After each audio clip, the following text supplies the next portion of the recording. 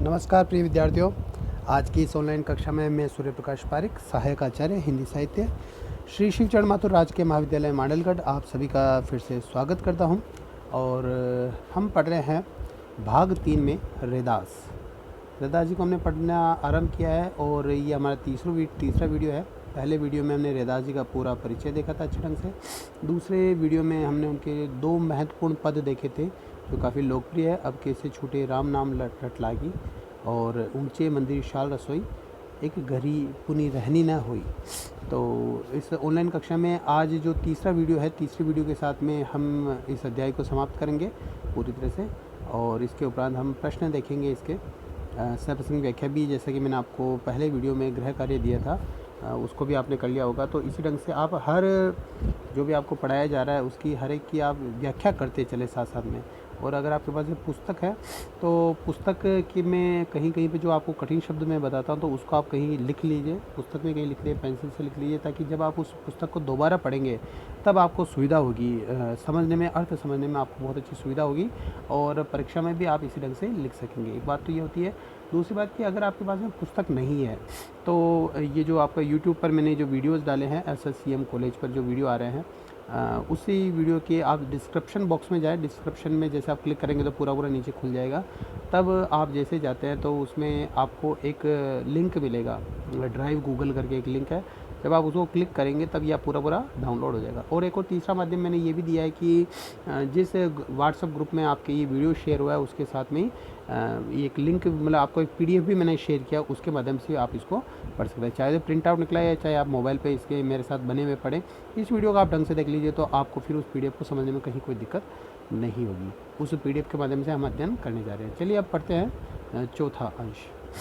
की विधि अब सुमिरो रे अति दुर्लभ दीन दयाल। रैदास कहते हैं, रैदास की जो भक्ति है, जैसे मैंने बताया था कि निर्गुण भाव की भक्ति है और रैदास इसमें कट्टरता कहीं भी नहीं है। रैदास निरंतर उस परमात्मा की पूजा करते रहना चाहते हैं, उसकी सेवा करना चाहते हैं। लेकिन अब उनके साथ में समस्या हो रही है कि वो दीन दयाल जो अत्यधिक ही दुर्लभ है, किसी को सहज रूप से प्राप्त नहीं होते। वो तो जब किसी के मन में बहुत ज़्यादा प्रेम आ जाता है तभी उसको प्राप्त होते हैं। लेकिन अगर कोई ऐसा जीव जो माया में उलझ गया है, इस संसार में उलझ गया, तब उसको ईश्वर की प्राप्ति नहीं हो सकती, क्योंकि ईश्वर की जो प्राप्ति है वो सहज भाव से होती है। अगर व्यक्ति के हृदय में भावना है तो निश्चित तौर से वो भौतिक संसार में नहीं उलझेगा। लेकिन अगर कोई व्यक्ति भौतिक संसार में उलझ गया है, चीज़ें समेटने में लग गया है, बटोरने में लग गया है, 99 की फेर में लग गया है, तो निश्चित तौर से उसका परमात्मा के प्रति उसका स्नेह नहीं हो सकता। वो निरंतर बस अपनी संपत्ति को दुगना चौगुना बढ़ाने में ही लगा रहता है। तो ये बात की ही विधि, किस प्रकार से, कौन सी विधि से, कौन से तरीके से अब सुमिरो, अब उसका स्मरण किया जा सकेगा। रे अति दुर्लभ दीन दयाल, कि वो जो दीन दयाल है, दीनों पर दयाल करने वाले, यानी गरीबों के जो दयालु है, गरीबों को जो दयालु को ना, वो परमात्मा है। जो परमात्मा वो अत्यधिक दुर्लभ हो जाएंगे। जब व्यक्ति माया में उलझ जाएगा तो अत्यधिक दुर्लभ हो जाएंगे। इसलिए अब रैदास कहते हैं कि माया में उलझने के बाद अब किस विधि से उनका स्मरण किया जा सकता है। अब रैदास के अंदर एक वो प्रवृत्ति देखी गई है, ये विनय की प्रवृत्ति है जो तुलसीदास भी काम में लेते हैं। उसमें कहा, मैं महाविषय अतुर अति कातुर अति आतुर। मैं महाविषय, विषय किसको कहते हैं? विषय कहते हैं कि इंद्रियों द्वारा जो भोग किया जाता है, चाहे तो आप आंखों से भोग हो, चाहे आप जीवा के द्वारा भोग हो, चाहे जो इंद्रिय उसके द्वारा या स्पर्श के द्वारा जो भोग हो, ये सारे के सारे विषय कहे जाते हैं। तो कहा गया है कि जो मनुष्य है वो बहुत ज़्यादा विषयी है, विषयों में रुचि दिखाने वाला है, भांति भांति के भोग में रुचि दिखाने वाला है। जो रुचि की बात है वो जो ईश्वर से परे चीज़ें, जो शारीरिक सुख है उसमें रुचि दिखाने वाला है। तो उसके लिए कह रहा है, खुद के लिए कह रहे हैं, मैं महाविषय अति आतुर, मैं अत्यधिक आतुर रहता हूँ विषयों का भोग करने के लिए। कामना का जाल, और इस कामनाओं का जो जाल है, इस माया ने जो तरह तरह की कामनाओं का जाल फैला रखा है, उसमें मैं निरंतर उलझा रहता हूँ। देखिए, कोई भी ग्रस्त व्यक्ति हो, कोई भी सांसारिक व्यक्ति हो, तो वो कामनाओं के जाल में ही उलझा रहता है। और ये जो कामनाओं का जो जाल है, इच्छाओं का जो जाल है, वो ईश्वर प्राप्ति में सबसे बड़ा बाधक तत्व है। तो जब मनुष्य कामनाओं से मुक्त हो जाता है, जैसे उसकी सारी कामनाएं समाप्त हो जाती है, तभी उसको मोक्ष की प्राप्ति हो जाती है, ऐसा भी कहा गया है। यानी उसको ईश्वर की प्राप्ति हो जाती है, उसको वास्तविक रूप से दर्शन हो जाते हैं कि इस संसार का क्या उद्देश्य है। तो ये कह रहा है, एक ऐसा भौतिक व्यक्ति के उदाहरण से कह रहा है कि अब मैं माया के जाल में लग जाऊँ तो किस प्रकार से मैं ईश्वर की भक्ति कर सकूँगा। कहा बाहर डिम्ब किए, डिम्ब का मतलब दम्भ करना, नाटक किए, मतलब इस प्रकार से प्रपंच किया। कहा बाहर डिम्ब किए, बाहर से तो प्रपंच करता है, हरी कनक कसोटी हार, तो भीतर तो हरी कनक, कनक मतलब सोने के, जो ईश्वर है, हरि का मतलब ईश्वर के लिए कहा गया, परमात्मा के लिए। तो जो जो हरि है, जो परमात्मा, वो तो कनक की कसौटी हार है, स्वयं सोने की कसौटी खड़ी करने वाला है। तो अगर आप बाहर से छल करते हो, बाहर से आपने कपट कर दिया, बड़े पूजन कर रहे हो, बड़ी मालाएं पहन रहे हो, लेकिन अंदर आपके भीतर कपट भरा हुआ है, अंदर भौतिकता भरी हुई है, तो आपका कल्याण नहीं हो सकता है। बड़े बड़े जो दानी दयालु कहे जाते हैं खुद को, वो तरह तरह से लूटते रहते लोगों को, और फिर उसके बाद में उसका एक अंश 1% भी नहीं हो सकता, उसको मंदिरों में चढ़ा देते और अपने आप को दानी कहते। तो ऐसे व्यक्ति को ईश्वर स्वयं जानता है, तो उनका उद्धार कभी भी नहीं होने वाला। कहा बाहर डिम्ब किए हरि कनक कसोटी हार, बाहर भीतर साखी तू मैं कियो सिर अंधकार। तो बाहर भीतर तो वही साक्षी है, अंदर मतलब जो परमात्मा है वो अंदर हो चाहे बाहर हो, दोनों रूप को वो देख रहा है।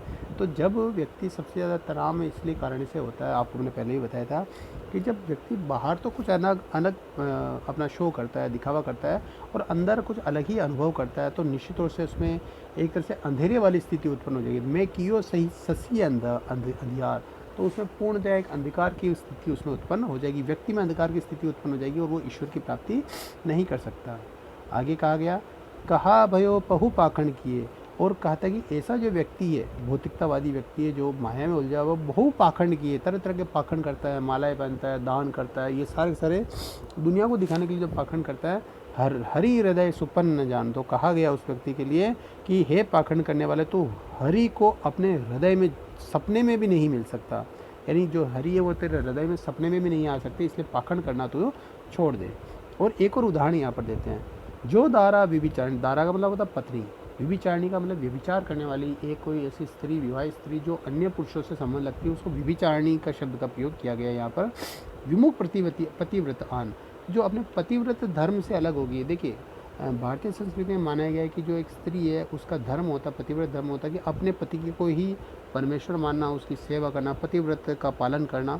तो अगर वो अपने पति अपने के सुख के लिए, शारीरिक सुख के लिए कहीं और दिशा में चली जाती है और पुरुषों का गमन करती है, तो उसको व्यभिचारिणी कहा जाता है। तो ठीक उसी ढंग से जो परमात्मा है वो हमारा सच्चा पति है, अगर हम उसको त्याग कर माया के पीछे भागते हैं तो हम भी व्यभिचारिणी के समान ही होते हैं, और हमारा मोक्ष, हमारा कल्याण निश्चित तौर से नहीं हो सकता।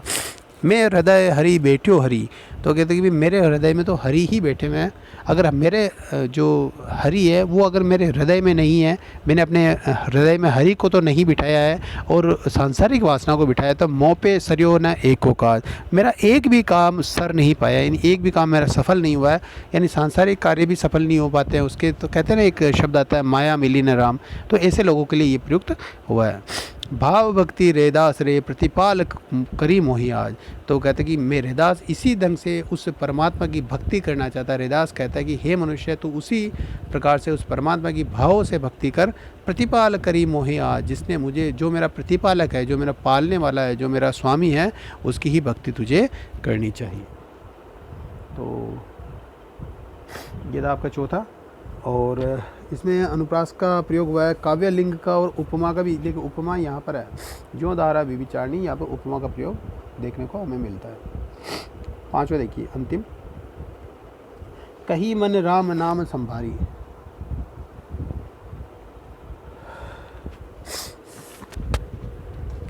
इसमें जो भाव है वो मन के लिए कहा गया है, कही मन, कि मन को कहा गया है, कही मन राम नाम संभारे, कि हे मन तू राम का नाम संभाल ले, राम के नाम को तू रटने लग जा, राम के नाम को स्मरण करने लग जा, या फिर अपने हृदय में, अपने मन में राम का नाम को ही संभाल के रख। कि मन में और सारी विषय वासना आती है, भौतिकतावाद आती है, माया आती है, तो हे मन तो केवल राम के नाम को संभाल ले। माया के भ्रम कहाँ भूलियो, जही गो कटी जारी।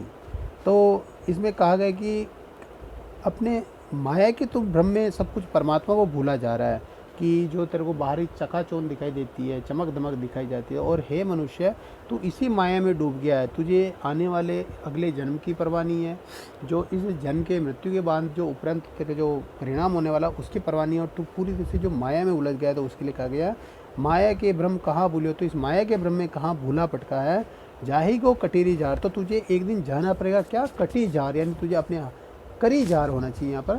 तो अपने जो हाथ है उसको झाड़ कर, यानी सारी की सारी संपत्ति यहीं पर रखकर तुझे इस संसार से जाना पड़ेगा।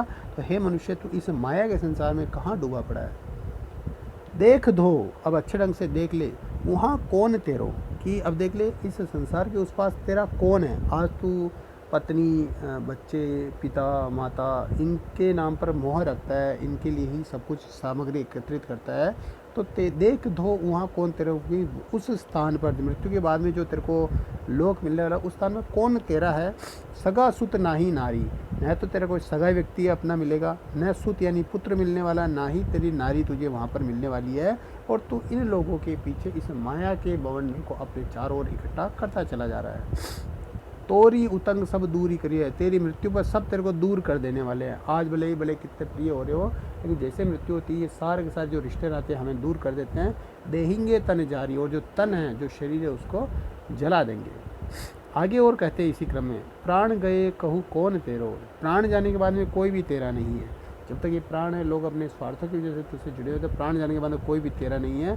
देख के सोच विचार, अच्छे ढंग से सोच विचार के देख ले कि प्राण जाने के बाद कोई तेरा नहीं है। इसलिए इस शरीर में, इस भौतिकता में इतना अधिक मन मत रख। बहुरी यही कलिकाल माही, कि इसी कलिकाल में, इसी कलयुग में जीते भावे हारी, कि इसी कलिकाल में सब कुछ जो तेरा जो अंश है कमाया हुआ है, इसी कलिकाल में यही का यही रह जाएगा। यहू माया सब थोतरी, कि जो माया है वो सब कुछ झूठी है, थोती है। भक्ति दीसी प्रतिपारी, और अगर तेरे को भक्ति करनी तो उस प्रतिपारी की यानी उस प्रतिपालक की भक्ति कर, तभी तेरा निश्चित तौर से कल्याण हो सकेगा। कहीं रेदास सत वचन गुरु की, और रेदास उस सतगुरु के वचन कहते हैं। उस जो मनुष्य से जो कह रहे हैं ये सारी जो बातें कही गई है, उस सतगुरु के वचन जो रेदास द्वारा कहे गए हैं। सो जिए थे न बिसारी, कि जो जिलाने वाला है, जो जन्म देने वाला है, उसको बिसारी, बिसारी का मतलब होता है भूलना। तो जो जन्म दिलाने वाला है, हे मनुष्य, उसको तू कभी भी मत भूल। ये जो सतगुरु के वचन है इनको अच्छे ढंग से याद रखकर, तभी तेरा इस संसार से, इस माया से तेरा मोक्ष होना निश्चित है। और अगर तू इस माया के जाल में रह गया तो निश्चित तौर से तू इस भवसागर को पार नहीं कर पाएगा। तो इस प्रकार से ये हमारा इस अध्याय समाप्त होता है। और हम पढ़ चुके हैं पूरा रेदास के जो 5 पद हमारे इस पाठ्यक्रम में थे। इसको अच्छे ढंग से देख लीजिएगा। इसी ढंग से प्रतिदिन हम एक कवि देखते चलेंगे। निर्गुण भक्ति साहित्य के आगे गुरु नानक मिलेंगे, रज्जब मिलेंगे और दादू दयाल मिलेंगे।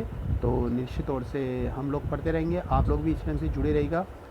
कोविड चल रहा है तो कोविड का जो प्रोटोकॉल है उसका भी आप ध्यान रखिएगा। घर से आप बाहर मत निकलिएगा। सबसे बड़ी समस्या है कि घर से आपको बाहर नहीं निकलना है, और अपने परिवारजनों का ध्यान रखें। बाहर भी जाना पड़े तो भी आप डबल मास्क लगा के जाएँ, और अपने घर वालों की सेहत का विशेष रूप से ध्यान रखिएगा। अगर कोई भी आपको सिम्टम दिखाई दे तो आप चिकित्सालय में जाकर अपनी जाँच कराइएगा। बहुत बहुत धन्यवाद। जय हिंद।